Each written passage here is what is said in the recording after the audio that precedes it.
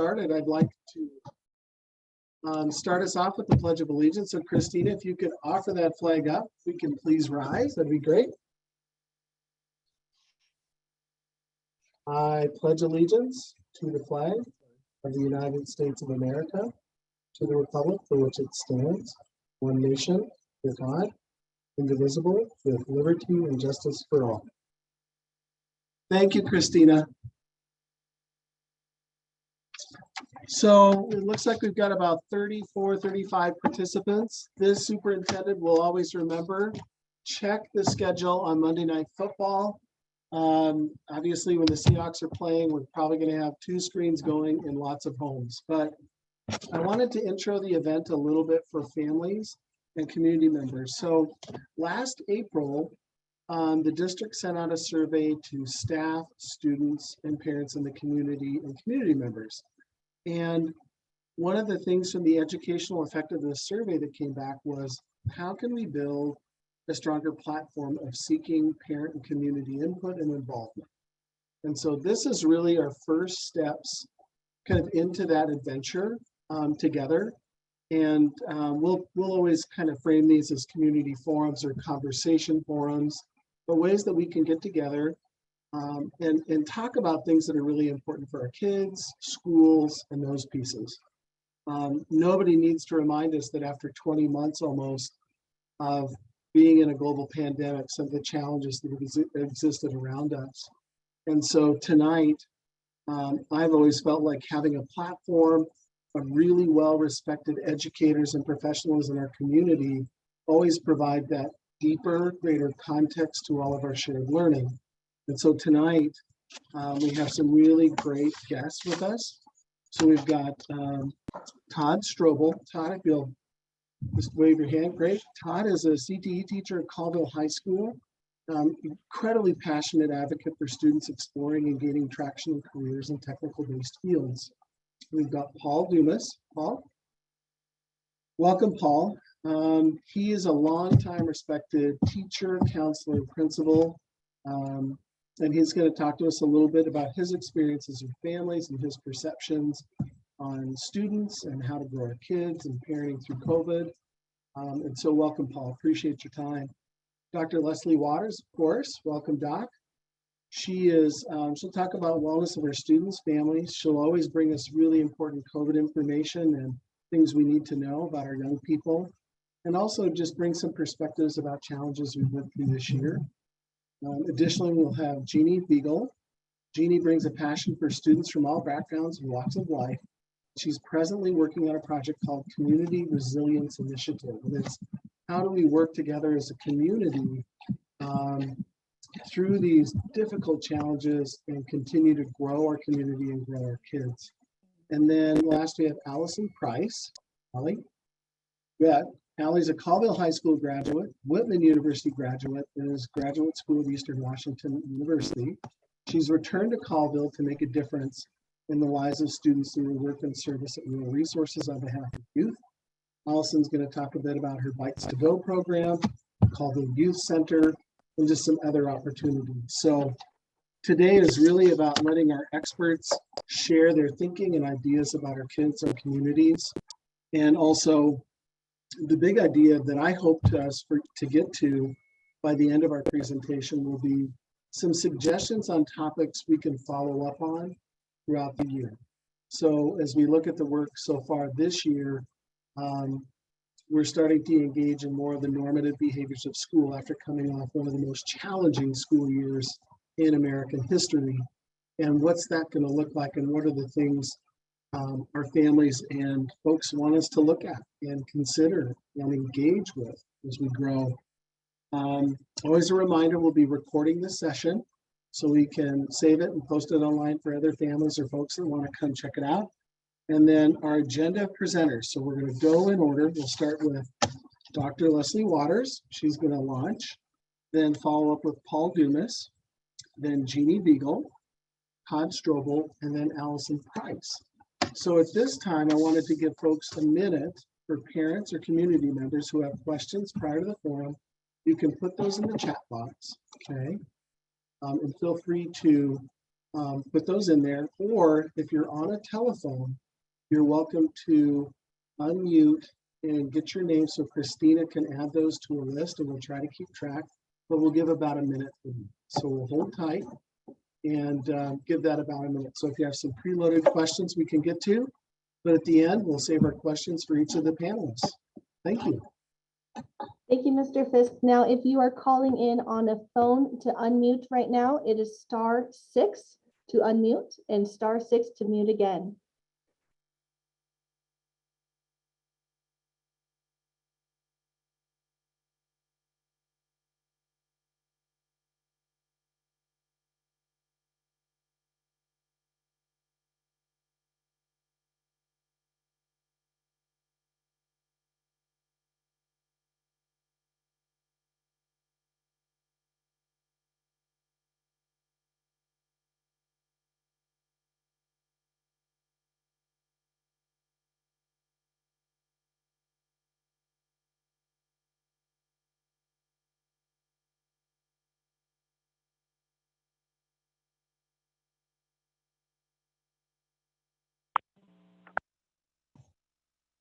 Christina, that sometimes a minute feels like a long time when everybody's waiting. Do you feel like it's good for us to move forward? I think it's just fine. Just please know, participants, that you can always chat in our chat box to me to put your name on the list to speak at the community forum at the end. And I'm sure we'll also have an open floor dialogue if there's time. Thank you, Mr. Fisk. No, thank you, Christina. On that note, we'd like to welcome Dr. Leslie Waters as one of our guest panelists tonight. Dr. Waters, the floor is yours. Thank you very much, Steve. And thanks everybody for coming.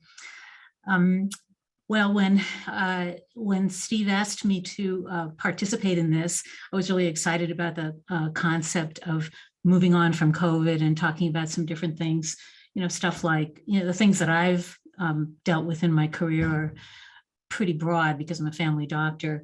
Things like depression and anxiety and suicide, smoking and drugs. And then on the other side, healthy lifestyles, exercise, diet, attitude of gratitude, to get through the days, healthy relationships, and then things like career and financial counseling, learning styles, and how you do continuing education and use research to help make decisions such as we've had to do with COVID. But then I realized that very likely people would have questions about some of the current hot issues in COVID. So I decided to talk about that. And I hope it's all right with y'all. So I thought I'd start off by talking briefly about the current state of COVID-19 in children in the USA. I talked about that a couple of months ago when we last did something like this. And since then, there have been many more cases amongst children. So in the last week, between the 14th and the 21st of October, another 111 some odd children became infected, 111,700 children became infected in the USA. And that brought us to a total of more than 6 million child COVID doses since the beginning of the pandemic. 763 children have died in the USA, and that amounts to what's been a pretty steady mortality rate amongst children of 0.01%. So it's not a large mortality rate. The problem is when we get so many cases that anything small magnifies. So when you look from the beginning of this school year, from the beginning of September, in the USA, we've had about 1,500,000 cases in kids under 18. That's a lot. We know that just under 1%, about 0.9% of children who get COVID-19 have to be hospitalized. And usually that means that they need some sort of a ventilation support, usually more than oxygen, usually some sort of ventilator support. So they're pretty sick and they're usually in there for a while once they get there. The 0.01% will die from it. And then there's the issue of long COVID, the symptoms that last for more than 3 months. And there's a lot of different numbers that have been thrown out about that because it depends on how you define it. But somewhere between 4 and 15% of children who have COVID, even if it's a mild case, can get long COVID. And that really is troubling because it impacts, it causes a brain fog and fatigue and difficulty participating in sports, difficulty learning, among other symptoms that impact their education. So if we add it all up, if we do the math on the children who have gotten infected since the beginning of the school year, those 1,500,000 kids in the US, then we've got about 15,400 who have been sick enough to be hospitalized, 15,000 children. About 150 have died since the beginning of the school year, and at least 60,000, and that's using the 4% long COVID data, at least 60,000 have started on the road to long COVID.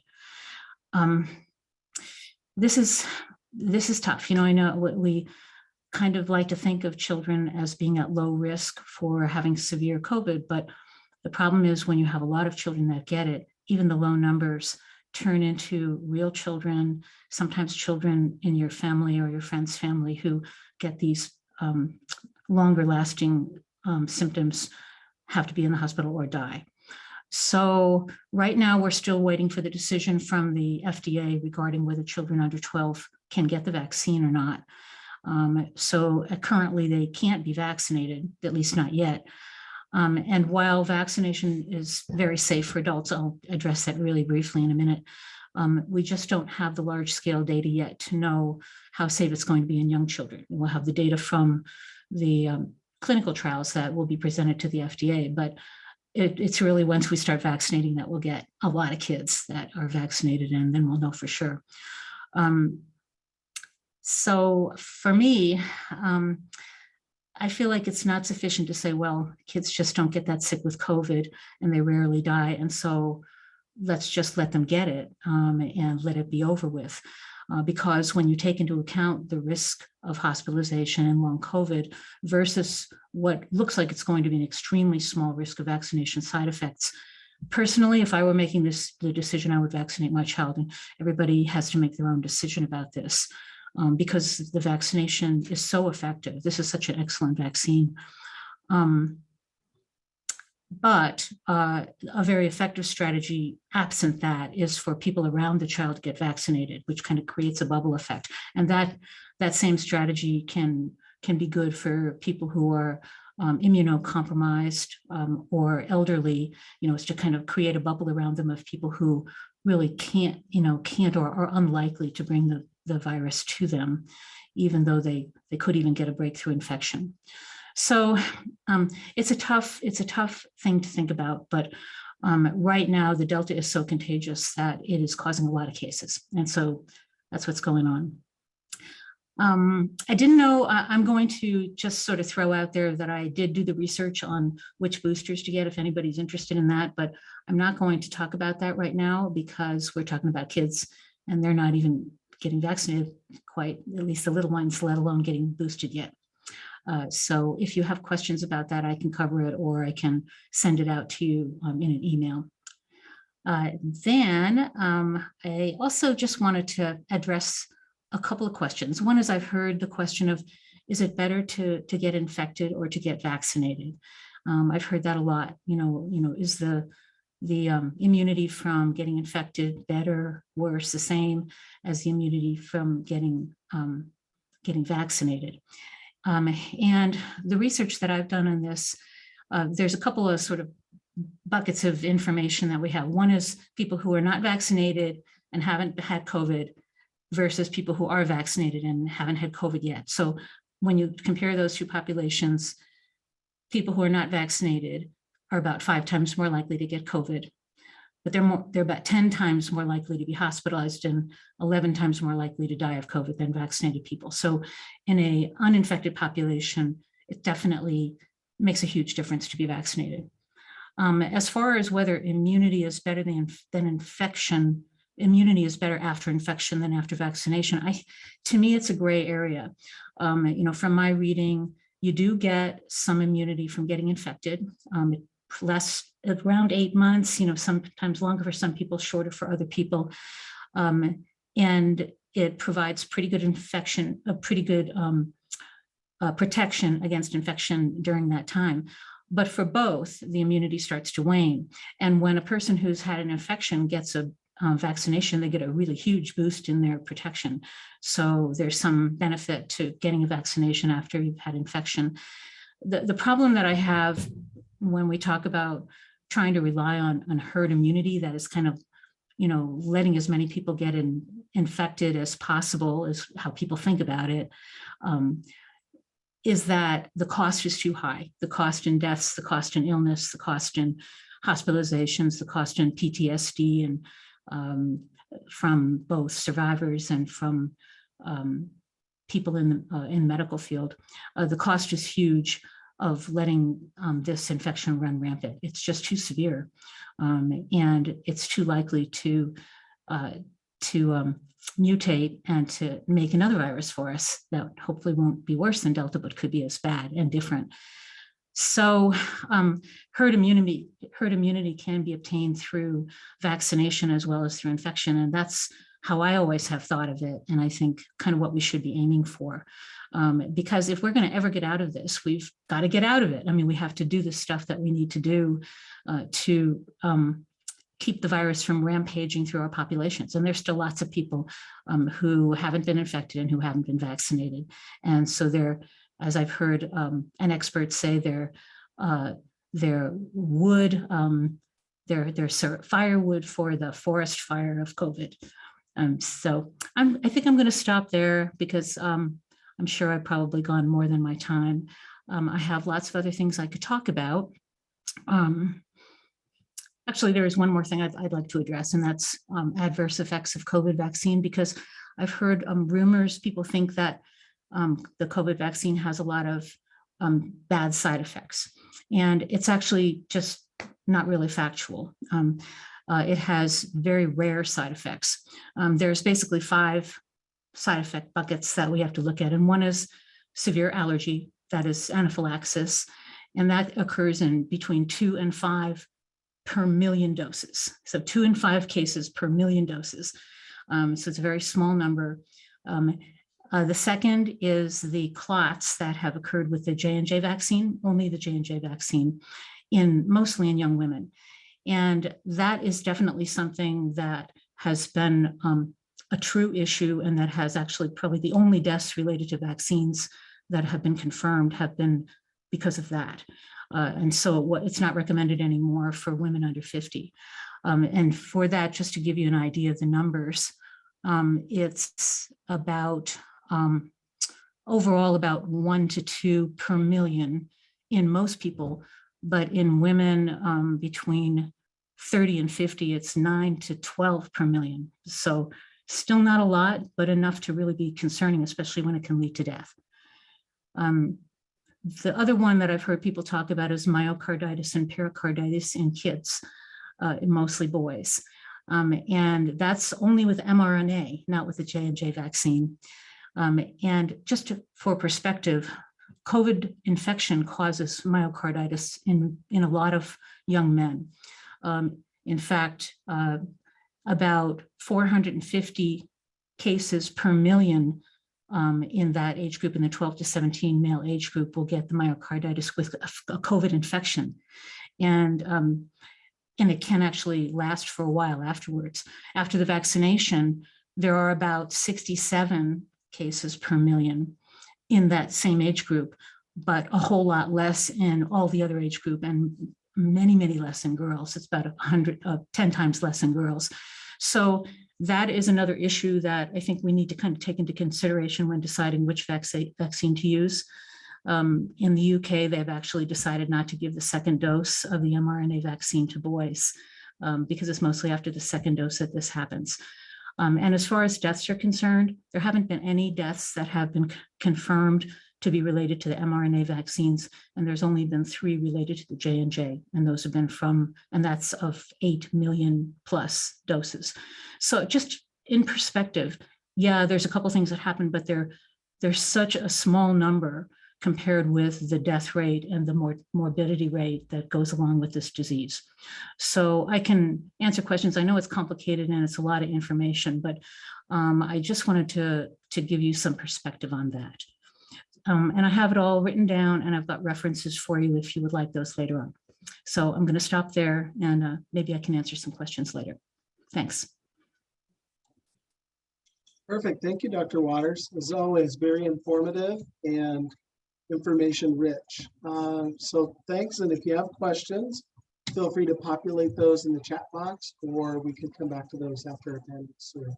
And speaking next, I'd like to welcome Paul Dumas, longtime educator, just very well respected person in our community. Paul, share a little bit about kind of your journey and your thoughts, families, and kids. We'd love to hear from you. All right, can you hear me? All right, Coach Fisk, thanks for the invite. It's good to be here. It's a little bit surreal for me. I will admit that after 39 years in the business, to wake up now and not come to work with my lunch pail. I do, however, still send my lovely wife, and my daughter's a teacher. So right now I've got a new job. It's called being a grandpa to 6, and all those kiddos will be going to the Colville school. So yeah, I still have a real vested interest in our school and our community. I'm also an avid Crimson Hawk fan. Did I say it right? Yeah. And I always will be. I've got that blood deep in my heart, and it'll always be there. So, you know, go Hawks. And I've always just had a concern for all of the youth in our community. Each and every one of them have a voice, and we've got to answer to that voice. So when Steve asked me to talk about, you know, student needs, you know, first I just got to stop and say thank you to the teachers, to the secretaries, the principals, the cooks, the bus drivers, the directors, the custodians, the maintenance workers. Every single one of you play a part in the role of that kid. And you're going to meet up with one of those kids at some point in time, and you're going to have an impact on that kid's life. So just remember that. This pandemic, man, it's been a daunting, crazy ride for all of us. And we've seen a lot of things come from this pandemic. And I really think it's important that we now find some data to look at to see what we can do to help best support our kids and the learning that they're going to need. My wife's a second grade teacher. I know Mrs. Vining's watching too. And a lot of kids missed a lot of school last year. And in that time that they missed, there's learning gaps. And so how are we going to address those learning gaps is something that's really important to me. And I think we need to take a good look at how we serve summer school. Maybe it's, you know, year-round school. I'm not sure exactly what that is. I'm just throwing out the topics to say we need to figure out how we're going to get these kiddos back in the game and make sure they're ready to go, you know, to that next grade level. That's very important to me. And also the kids that miss school, you know, there used to be this thing called the BECA, and a little bit of teeth in that in regards to helping hold kids accountable to be in school. And those pieces aren't there. So we have to figure out how we can get a hold of these kids and make sure that we get them all in school. Because we do know that kids in front of teachers is the best way for them to learn. I think another avenue, or another thing that I saw, excuse me, is we saw a lot of kids succeed very well in virtual learning. And because of that, we need to recognize that. And I think we can grow those programs. Every kid learns different.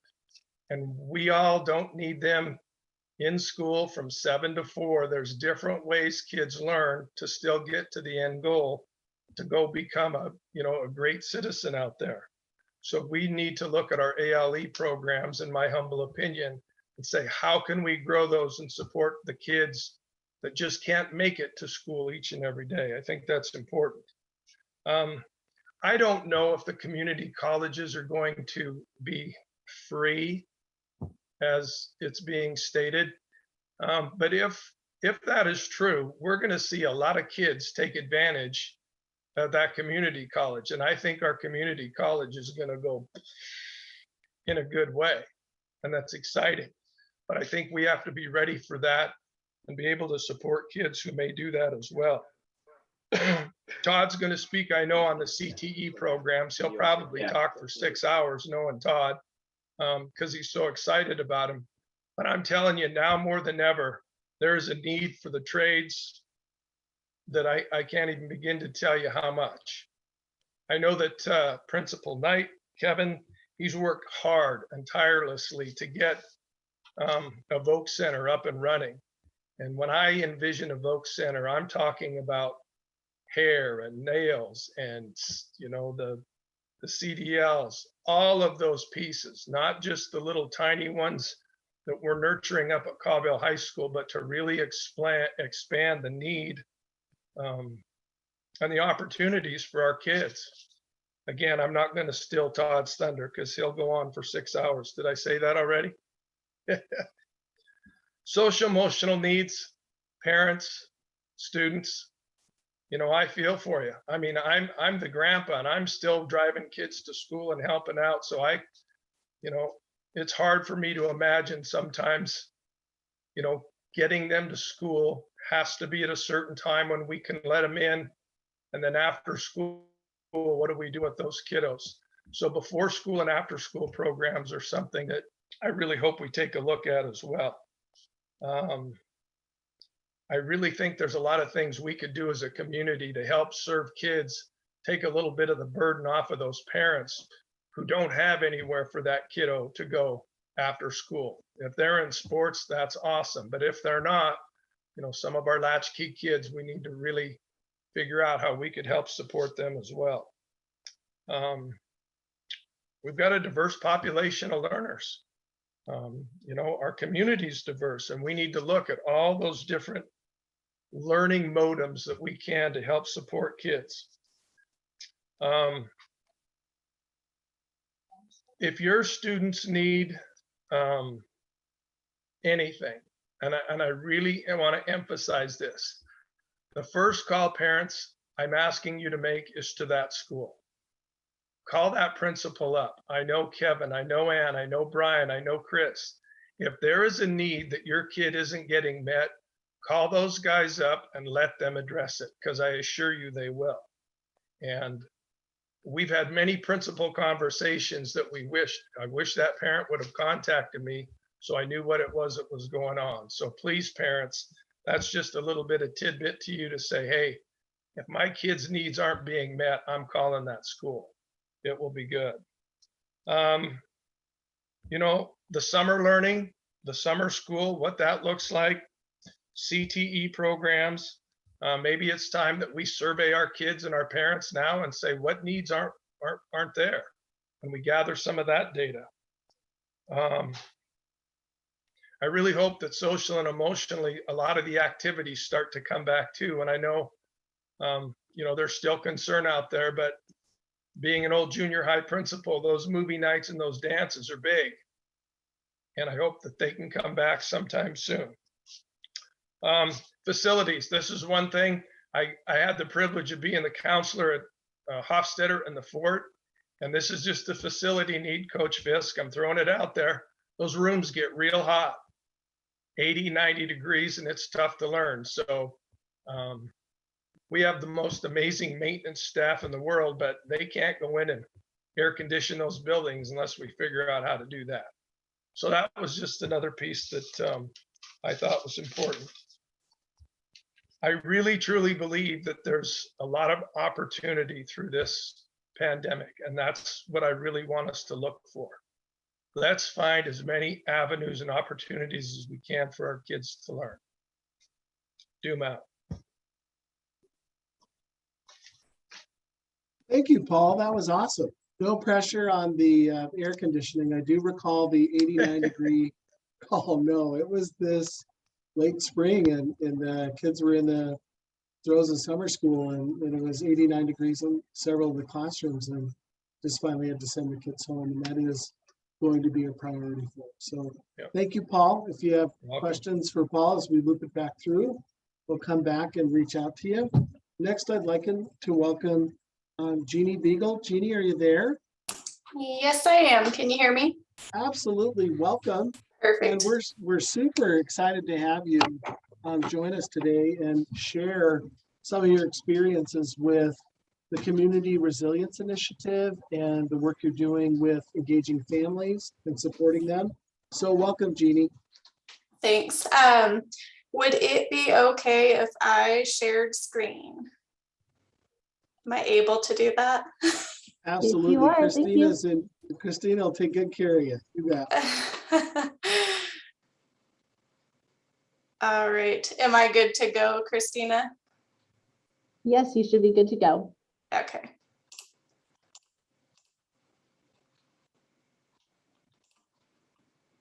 All right. Are you guys seeing the flyers, draft flyers? Perfect. Okay. So again, I work for Northeast Tri-County Health. I work in a couple programs. So WIC, Children with Special Health Care Needs, but also this project. So we're calling it Creating Caring Communities, but basically it's just trauma-informed care. Being trauma-informed, what does that mean?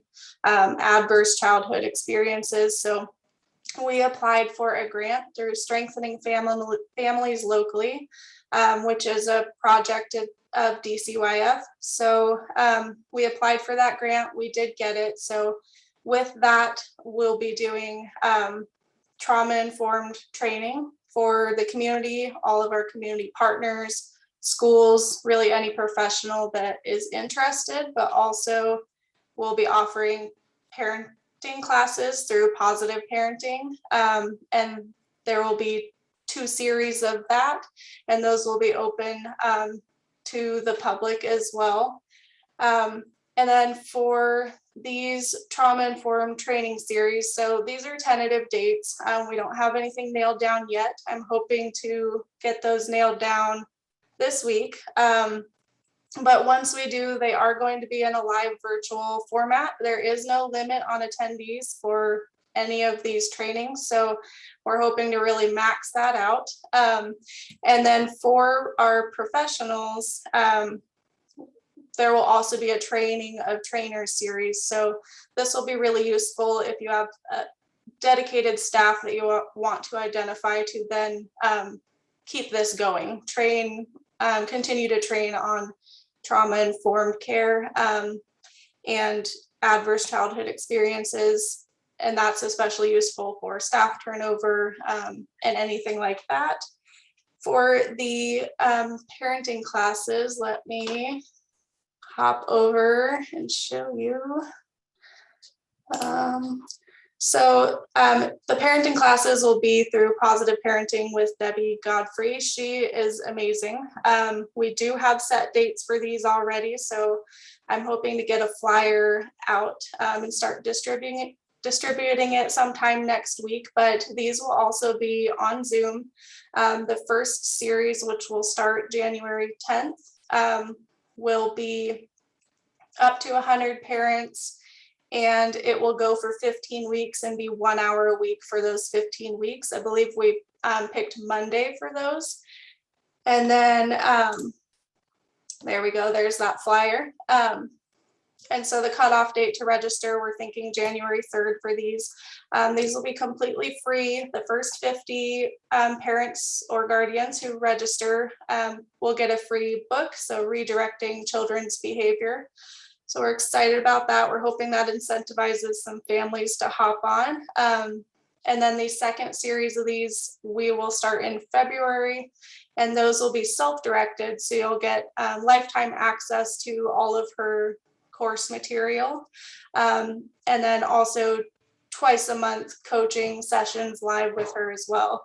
And I believe the cap on that series is 150 families. So again, we really want to cap that out. So any families that you know of, you could refer them our way. You could just share this with them when we start to share this flyer out. But that is that. And then on our website, if you want to contact me about either of these programs, feel free to. So we have a page for the one program that I run, Children with Special Healthcare Needs. You can contact me there. My email's on there. And then you could also, we have an ACEs, Adverse Childhood Experiences landing page as well, and you could contact me through there. And you could also learn more about ACEs and why becoming trauma informed is important. We have like a ACEs 101 video, but also just a short description there. And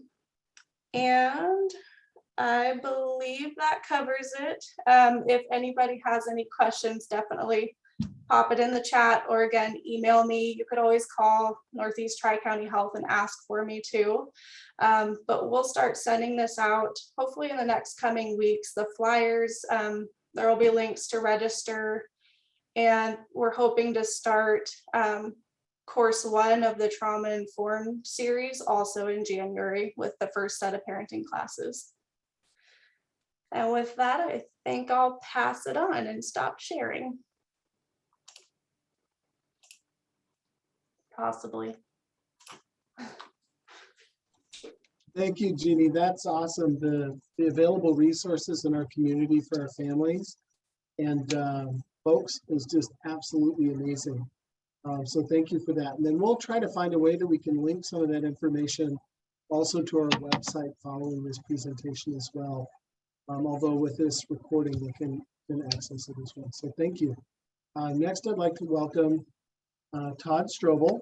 Todd, welcome. And this is going to be a fun topic. So Todd's pretty passionate about CTE and opportunities for kids, and I want you to kick it off and dive in. Thank you, Todd. Thanks, Steve. Hey, my name's Todd Strobel. I graduated from Colville High School in 1985. I just can remember my egg shop teacher saying, hey, have you ever thought about teaching? And at that time, this was the last place I ever thought I'd come back to. But as I had a mentor, Mr. Larry Cada, he says, the rewards are not now. The rewards are when the kids come back with their kids and they say, thank you. So I invest a lot of time up here at the school. We just got done doing a community college tour for basically the FFA department, water management, trees, you name it. The kids saw it on Friday. We've gone on one business tour in town. I got a hold of Boggins. We went down there to see the automation. Because I keep telling the kids, don't let jobs get replaced by technology. And we're starting to see that more and more. So we took 2 kids down out of one of my classes so that they could see the high end. The great part of that was the software they're using in the class is the software that they're using at Boggins to program their touchscreens. We have just got accepted into what they call Allen Bradley as a big automation company, and we get full rights to the portal, the online learning, kind of like what Dumas was saying about. So if kids want to start learning online, let's say their best learning is 8 o'clock at night, you know, then why not let those kids get onto that portal and learn as much as they can. We have, just so everybody knows, we have an advisory meeting on November 9th, and you're more than welcome to come up and see what this is all about. Get involved into your CT departments that your kids or grandkids, or, you know, if you have any students here, or you just like maybe have a passion for a certain program, you know, come in and get involved in it. We've had 2-night classes where we've brought people from industry that are programmers, and they're helping kids learn how to use different types of software and what it's used for in the real world. Those 2 people that have came in, they're past graduates of Colville High School. So this Thursday we go down to Boggin Timbers, and we're going to see that aspect of it. After that, we're going to open up to the rest of the student body. I really like doing a field trip after school. The businesses sometimes aren't so busy meeting their quotas and stuff, and the kids get to see more of the grind of what that business is really about. Passion about CTE. Yes, I do have a very, very strong passion. As you know, you're given a toolbox in life, and it's an empty box.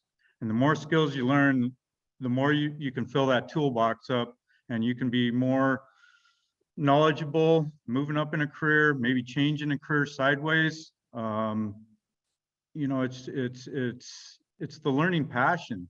One of the things that I really love that I would love to see come back is the night community classes, where people in the community could sign up for a class.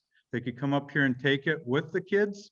So the kids could come in and work with it. And I'm just gonna relate to the wood shop. It was fun to see the students teach the elderly the new ways of safety.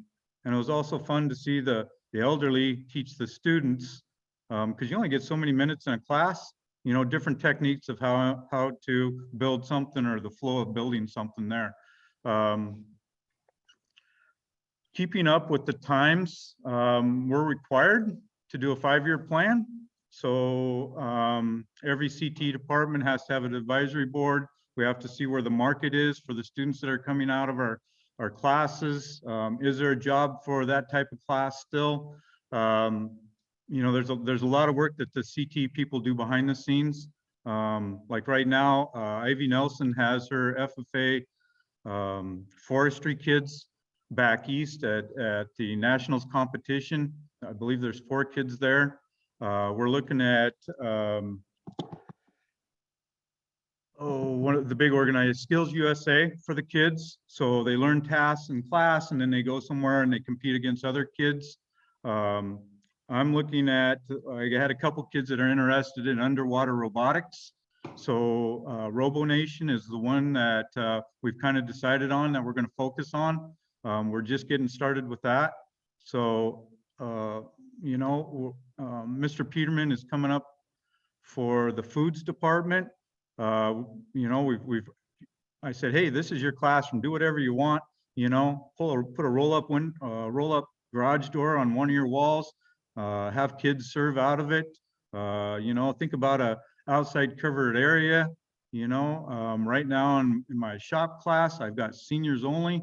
There are to build 2 different types of pizza ovens to do the comparison, and also figure out, can they work as a team? You know, so how do you get through agree to disagree type of ordeals? I don't know, I could talk on and on and on. Anybody have any questions, comments?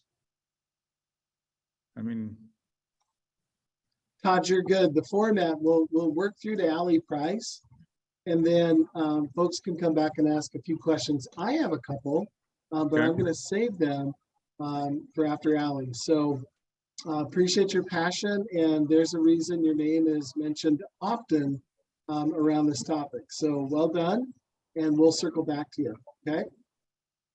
Next, I'd like to welcome Allie Price. Allie, welcome aboard. Hi, everyone. Can you all hear me? Okay.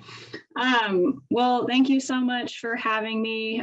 So for those of you who don't know me, my name is Allison Price. I was born and raised in Colville. Actually, Dr. Waters delivered me. So thank you, Dr. Waters. I graduated from Colville High School in 2012, and I swore that I was never coming back. I said, I'm going to go to Whitman. I'm never coming back. I can't live where my parents live. And lo and behold, it sucked me back in. I'm currently enrolled in a graduate program at Eastern Washington University to get my master's in public health. My husband and I recently bought a house and are setting down, you know, permanent roots here, because I really did realize that there is no better place to do important, you know, community building work than in a small town, and especially in the place that I was raised and that I love. So it's been a really wonderful opportunity to give back, and I look forward to many, many more years of giving back. So I'm here today to speak a little bit about the work that I do at Rural Resources. So for the last 5 years, I have worked as an advocate. I specifically worked as a child advocate. So I worked with children who had experienced neglect, physical violence, or sexual violence. And then I worked as the community engagement program manager. So I oversaw all of our outreach, education, and prevention programs in 3 counties, Stevens Ferry and Lincoln counties. And what that meant is that I did a lot of work with young people, you know, going into schools, developing programming that targeted young people's social emotional learning, right? You know, helping them develop healthy coping skills, helping them develop healthy communication strategies, and emotional intelligence, right? Empathy, so that, you know, they treat each other better, they grow up, you know, and have healthier families in the future. As a side note, I would absolutely plug the Community Resilience Initiative training that Jeannie mentioned. That's something that all of my staff have been through. I've been through it several times. It's tremendous. I cannot recommend it highly enough. So please email her, take advantage of that opportunity. So one of the things that we really discovered in the last 5 years is that, you know, I'm very proud of the work that we've done, you know, through Rural Resources, but our focus was limited, right? We worked with a lot of students, but we primarily came at it through the lens of folks who had experienced trauma or other obstacles and hardships in their life. And there are not a lot of young people, particularly teenagers, who are going to be very upfront about that when you first meet them. I always tell a story. I worked with the same group of students in Northport High School for 4 years, and it took the full 4 years for us to develop that really trust-based relationship. And I will never forget, you know, being a couple months from graduation and having young people start telling me what was going on at home, or start telling me that, you know, they were watching their parents struggle between trying to pay a mortgage and trying to put food on the table, right?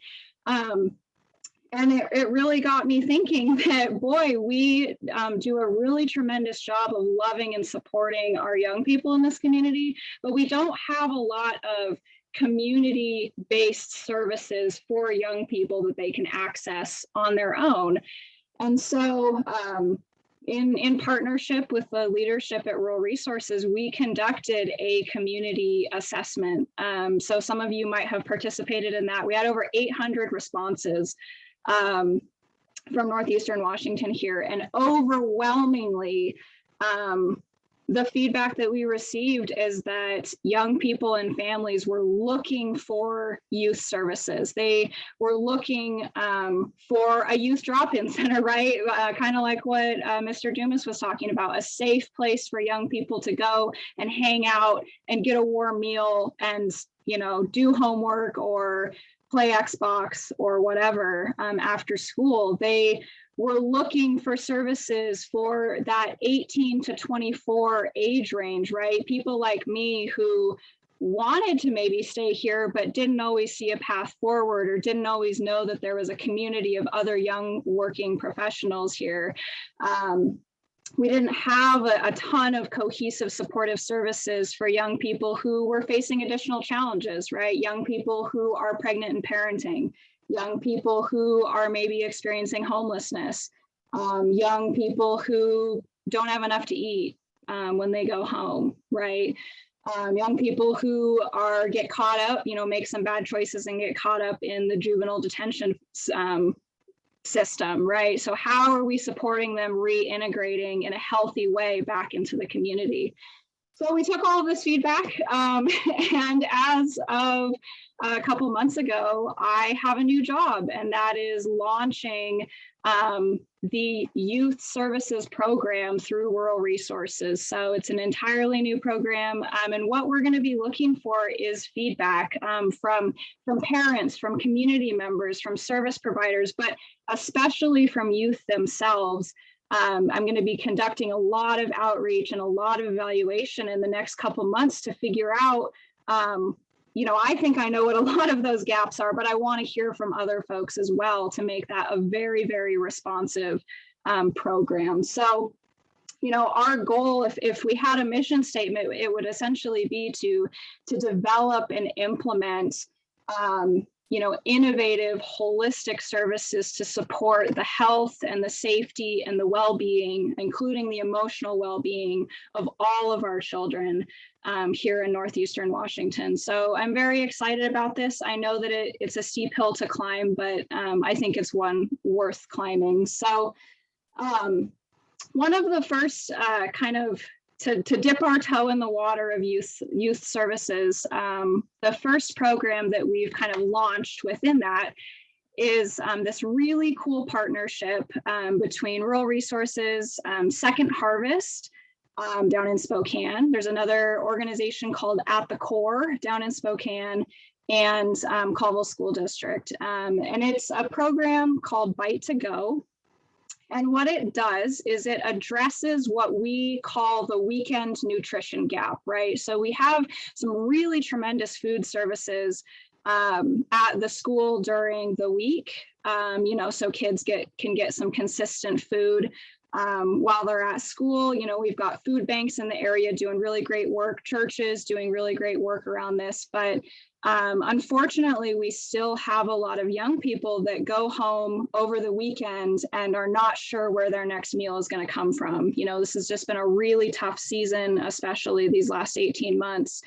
And we're trying to address that. So, what ends up happening is that young people come to school on Monday and, hungry kids are not ready to learn. They're acting out. They're more likely, young people who are hungry are twice as likely to be kicked out of a classroom, right? For acting out, for disrupting the classroom, for having those behaviors. But the good news is that this is a solvable problem, right? We feed kids. So the way that it works is that we have nutritious food that is delivered once a month from Second Harvest, and a team of folks, mostly it's me, but eventually we'll have a team of folks that packages essentially 6 meals worth of food, an entire weekend worth of food, discreetly into a bag. A lot of times we're actually soliciting donations. So for like athletic drawstring backpacks or reusable food bags, anything that's pretty discreet. And then I deliver those bags of food to a person that student has identified as being someone they can trust. So sometimes it's a teacher, sometimes it's, a custodian, sometimes it's the front office, sometimes it's a coach, right? It's an adult that they feel like they can trust. That they've identified as a safe and confidential resource. And so I deliver that bag of food directly to that teacher. That teacher makes sure that it gets to that student before the weekend. And that kiddo shows up to school, hopefully on Monday, well fed and ready to learn. So this program has been going on in Spokane. Mr. Fisk had it at the school he worked at previously, but we are the first rural pilot program for Bite to Go, which I'm really excited about. So we're hoping to expand it to many other school districts. But if you're interested in getting involved, if you'd like to refer a student, the forms to do that, it's very straightforward. There's no income requirement. It's extremely confidential. We know that everybody has different situations, so we're not going to be asking you to prove that, you need food or something. Just go ahead and refer yourself and we'll make sure that you or your child gets that food. So those forms can be found on the Colville School District website. You're also welcome to reach out to me directly and we can talk through your needs and how we can best support. So the other thing that I want to mention before I wrap up is that we are in the beginning stages of opening a youth drop-in center, which I'm really, I'm so excited about it. We recognize that, we want to serve all of our youth, not just the ones in Colville. So my pie in the sky vision is that we have a safe space for youth to go in every community here in Northeastern Washington, up and down 395, all over the place. We're gonna start in Colville because Colville's my home and it's the community that I know the best. and we have some of the biggest need here, but we're looking to open that hopefully in 2022. And that's going to be the base for a lot of the services that we're going to offer. So I always joke when I tell people about it that it's going to have pizza and Wi-Fi. Those are the two most important things that you need if you if you're working with young people. But we really envision it to be a space where young people can go after school, where they can get academic support, where they can get resources, school supplies, hygiene supplies. We're going to have shower and washer dryer facilities. We're going to have a kitchen space. So, hopefully be able to serve a meal in the evenings. And then, art supplies and games and all kinds of different things. So I'm in the process right now of recruiting for a youth advisory board. It will be paid. We're going to be able to offer a stipend to young people to help steer that project and make sure that it's really rooted in what young people themselves are looking for. What are their challenges in their own words, right? And how can we adults best support that and help them overcome those barriers and those obstacles? So if you have any young people in your life that you think would be interested in participating in that, please have them reach out to me as well. Did I cover it all, Steve? There was some bonus topic in there too, Ally. So well done. Oh. That was awesome. No, that Cool. was good. No, I love it. You can light the room on fire. I love it. So thank you. And I know one of the, there were three main pieces of feedback that I received. Being new has its privileges, and privileges are you get to go out and meet lots of folks. So over the course of the time since my family arrived here in July, I've had contact now with about 300 people, and topics that continually surface are a youth center or a place for kids to go after school that's safe, supportive, provide academic structure, and just good, positive adults around them. Additionally, I hear an awful lot about the ALE programs and CTE programs. How can we continue to refine and work on those? And I thought Paul framed it really well, is that COVID will provide us opportunities to see things maybe that we never saw before. So there is a percentage of our students that have done well in the online world, and some that don't always appreciate going to 7 periods a day or 6 periods a day schedule. And how do we figure out ways to educate all kids using the resources and what we've learned? So this has been a helpful crew, so thank you all. Wonderful, wonderful. We do have an opportunity now to take questions. If you want to drop them into the chat box, if you want to identify yourself and ask those questions of any panelist, that would be great. And I'll give it just 30 seconds or so to get folks primed to do that. We've had the chat box open for quite some time. I know sometimes folks are a little bit reluctant to do that. I do have a question of Paul, if I may. Paul? You have to unmute, Paul. There you go. There you go. Question for you. So you referenced a youth center. At any time in Caldwell, was there ever a youth center, a drop-in place for kids to go engage and have some support that you can remember? There was a youth center here for quite some time, and there were several years that it thrived. The contact person there would have been Lloyd Ward. Allie, you remember? Todd? Yeah, I do. Yeah. Yep. Yeah. But I don't believe that the youth center's been up and running for several years, to my knowledge, and someone can correct me if I'm wrong, but I don't believe it's been open. That facility is now owned by Colmac, I believe. Yeah. Paul, interestingly enough, recently I've got to meet Patsy, introduced me to Lloyd Ward, and he's running that program, I think all season home and landscape services, but it's on a larger framework built around internships and opportunities for kids to gain work in the trades and experiences in the trade. So he is a valuable resource that we'll have to lean back into. So it's good to know that. Appreciate that. Todd, I have another question for you. What specific programs are offered in CTE for our students at the high school? What kind of happens?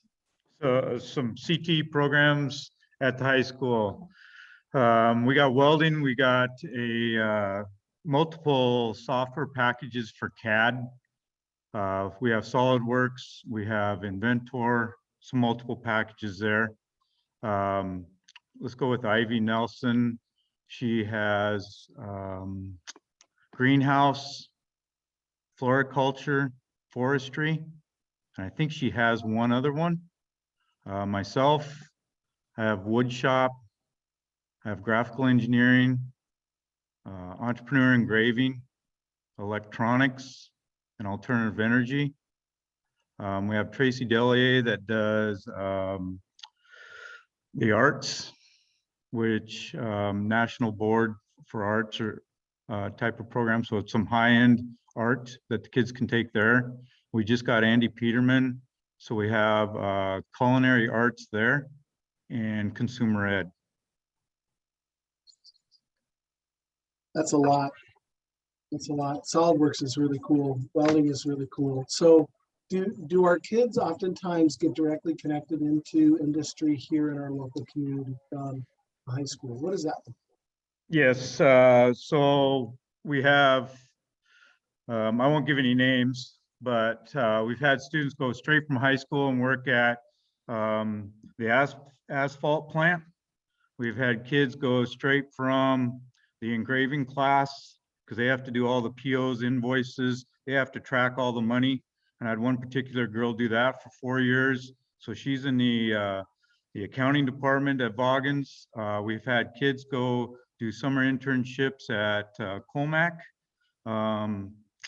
There's, we've had numerous kids, I'm gonna go back to, the kids are a little scarce, and they have doubt on themselves when they're learning, and once you can see that kid says the sky's the limit, you just keep throwing him the information and he keeps learning. Does that make sense? So. Thank you. I appreciate that very much. Okay, Christina, any action in the chat box or phone in at all? Yes, we do. We have a few people here. The first person that we'll call to unmute and ask their question will be Tom Webster. And if you're calling in on a phone, that would be *6 to unmute. So Tom Webster is first, followed by Sonia Christensen. Tom?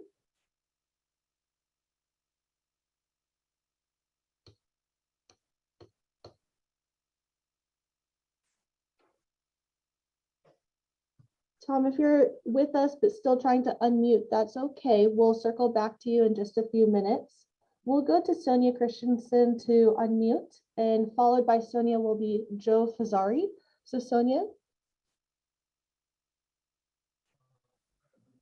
Yeah, this is Sonia Kristen. I think I'm going to skip my first question for Dr. Waters on COVID and ask Allison. I'm interested in this food program for different reasons. Students are a little hesitant about asking, and sometimes we can identify them and ask them. It was a lot easier last year when we had like the A/B schedule, and every day the kids there was just bags of food they could come get. There was no stigma. My question is about, is there a possibility for funding for in-school healthy snacks?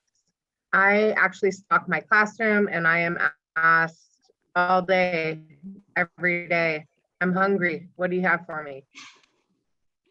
Yeah, boy, that's a great question. Yeah, I will absolutely look into funding around that, especially with COVID relief. That's a really, the great news is that there is funding out there for some of that stuff. We do have a program through Rural Resources where we purchase at market value fresh produce from local farmers and then are able to redistribute that throughout the communities at various events to folks who are in need. And so one of the things that we've been talking about doing is trying to see how we can get I love the idea of local farmers feeding local kids. I think that that's really powerful.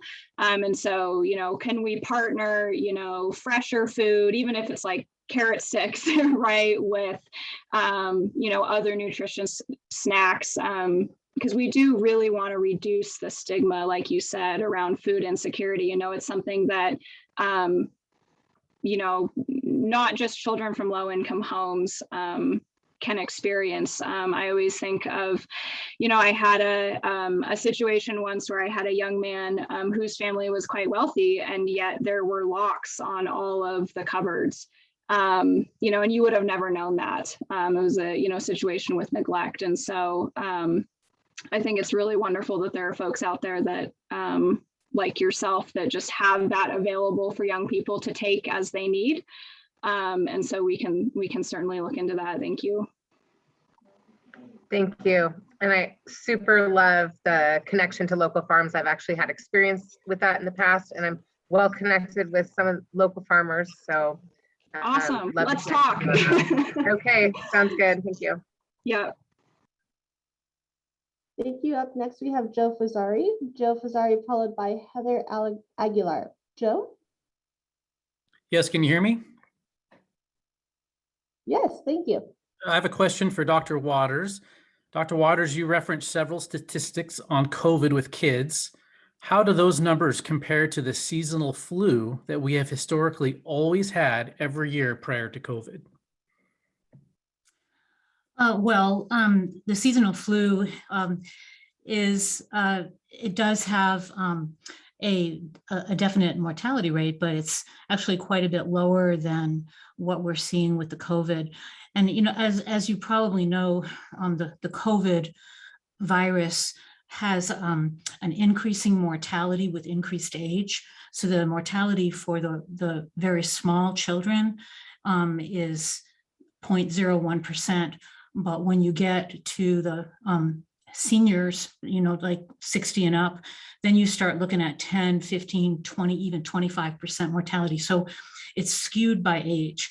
And so it's a little bit difficult it's like kind of a little bit apples and oranges if you try to compare the two. But the flu is usually a pretty mild disease. And the mortality with the flu is normally related to superinfection with other kinds of organisms like bacteria. It's usually a pneumonia is the typical cause of death with flu, whereas with COVID, and it's treatable, you know, so if people get into care early enough, they can be treated with antibiotics. Whereas with COVID, the cause of death actually is a COVID pneumonia or sometimes other issues like inflammatory disease.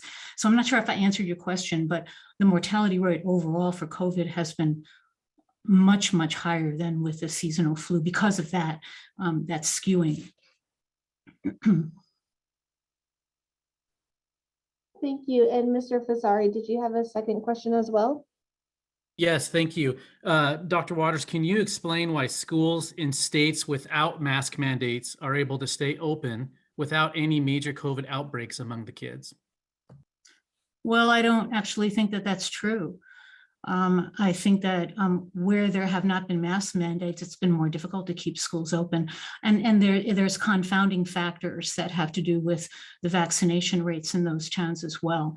You know, because the vaccination rate, if in places that have high vaccination rates, you tend to have lower community transmission. And it's really the degree of community transmission that affects whether there's outbreaks in the schools, because kids usually don't get infected in school. They usually get infected at home or in other situations. So I'm not sure exactly whether I answered your question or not. But I think that masking is just one of the mitigation efforts that we can make. And it's somewhat effective. You know, it's not the best thing that we have. The best thing we have actually is vaccination. Masking is helpful. Distancing is, You know, it's really hard to distance in school enough to make a difference. Ventilation would be helpful if we could afford it. You try to put everything together, and those are all helpful. Really, children don't infect each other that much, especially if all of those things are happening, but they do get infected when they go home, and they do get infected in other activities that they do if there's a lot of community transmission. So I don't think that there's really a direct comparison. If you just look at masks, that's not enough. You have to look at the whole picture. Thank you. Up next, we have Heather Aguilar, followed by Tom Webster. Heather Aguilar. Hello, can you hear me? Yes, okay. Through the conversation, I have another question. My initial one was with Mr. Strobel. This could probably really help. I have special needs children, and so that's always what I'm going to be advocating for. And that is getting programs into the school that reach out to the community to have more specific businesses, not just industry, training, but more specific businesses that we can then partner with to help train our children to go then into a job when they graduate.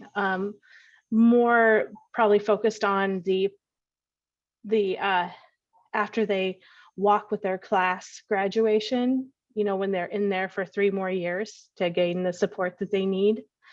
So partnering with the community and getting the word out that there could be jobs that they could do in businesses that would be really helpful for these kids. That program this last summer, when the school partnered with Rural Resources, where there was a handful of children who were able to work 40 hours and earn money, that was amazing. My son was able to do that, and he gained some really good skills with that and earned some money, and it was wonderful. And I really, really hope to see that continue in the summer. So there's that. Then the other thing that has been kind of on my mind, and I really was going to try and address this more directly at the school, but as far as the mask mandate goes, I have autistic children, and autism, one of the main factors of being autistic is not being able to read people's faces or body language. And the constant masking makes it very, very hard for them to read people. It's detrimental to their social emotional development. And I can't send my youngest to school because he wouldn't wear a mask all day. And there's no way for him to have support, because though he's quite intelligent, he has all these high IQ scores, but his IQ score that measures his ability to read body language and faces is less than 2. So he couldn't function in an environment where he couldn't see anybody's faces. So that causes major anxiety for him. My daughter has major anxiety. She can't read people, and she's getting to the point where she's shutting down, I feel, because she's able to be without the mask anywhere but the doctor's office and school, basically. So, and now she's spending all her time in school. So that's just something that I want to put out there, that this long-term effect on our special needs kids is something we have to really seriously consider. It's not just these children who might get sick, who might get hospitalized, but what about the other end of the spectrum, who these autistic children we know are completely being affected. by this. And also having, just, this is really very hard for them. So I'd really like to see, to recap, I'd really like to see some partnering with businesses to further help our special needs kids in vocational stuff. And I just want to put it out there that this has been really hard, and I'd really like to work toward working out how we can help our special needs population in dealing with this. Heather, I'm going to unmute and invite Randy Cloak into the conversation around our special needs students and business opportunities. Randy? Thank you, Mr. Fisk. First, I would like to say, before I give a little explanation, I'd like to say thank you to all the panelists tonight. You, to me, personify that, and you are the personal examples of why Colville is an amazing community. So thank you for your time and your efforts tonight on behalf of the school district. I truly appreciate that. Specifically to Heather and questions around working with our special needs population. I actually, in fact, just met today with our new transition specialist, Kristen Martin, and that was one of the areas of our topic today, is how we move from the program that we have now to expand into the community, bringing a lot of past experiences in places where we've worked to develop that, knowing that this is an area of opportunity for our school district. It is really, to me, it's the applied physics of life, that we learn it in a classroom and then we have to go and apply it. It is that actual practical application of those skills. And we are looking right now, she has been setting up a database, contacting businesses and getting a piece where we can put together who are those HR directors, and then going to be working with those companies to develop and just do a task analysis and education. We talk about that and break down what are the potential jobs in each of those buildings and those companies, and then what are the skills that we would need to make sure that we have taught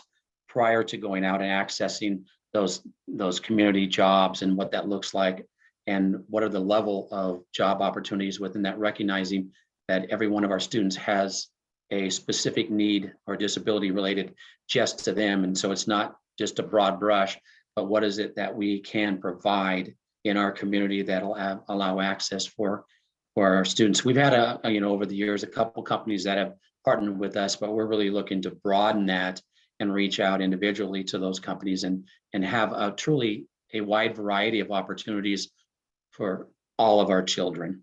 So knowing that going forward, Heather, obviously Kristen Martin at the high school is someone you can talk to.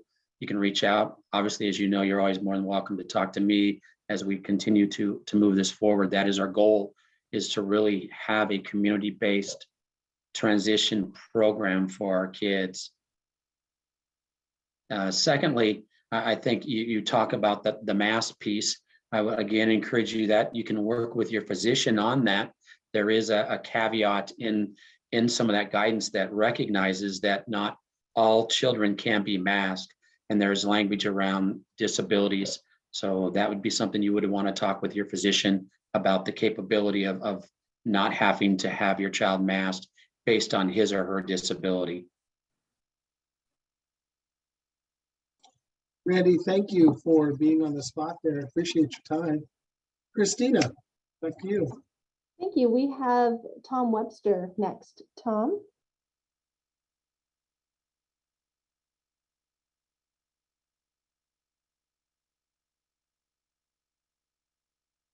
And I'll circle back to Tom Webster just one last time, because there's one more quick question for Allison Price, and this is a simple one about the youth center. Allison, they were asking where the youth center is located in Colville. So it's not up and running yet, but right now we're in the early stages of conversation around having it centrally located, specifically at the former Draper building, which is kind of right by the courthouse, for those of you who know it. We're also looking at a piece that would be on, oh gosh, maybe Oak Street, kind of by the driving school, downtown. So there's a couple of different properties that we're currently looking at, but our goal is to have it really centrally located. So it's accessible, safe spot for young people to be at.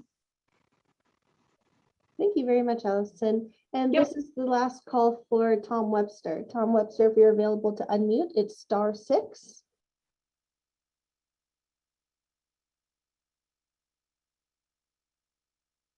Okay.